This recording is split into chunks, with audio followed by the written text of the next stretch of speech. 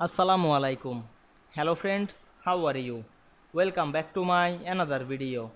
In this video, I am going to show you how to insert vertical dotted line in Microsoft Excel. Let's get started. At first, you have to open your Excel workbook. Then we go to the insert menu. Select the shape drop down menu, choose the line shape. Now we want to make a vertical dotted line.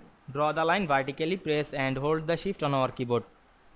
Select the shape, go to the shape format menu, choose shape outline. You can change the color. Now I am make red black color. Select the shape outline again and increase the white. Now we want to make the line dotted. Click again shape outline, choose the dashes option and you can choose the square dot or the round dot. Now I am select the square dot. Now we can see we make a vertical dotted line easily. I hope you enjoyed my video. Please like, comment, share and subscribe my channel. Thanks for watching.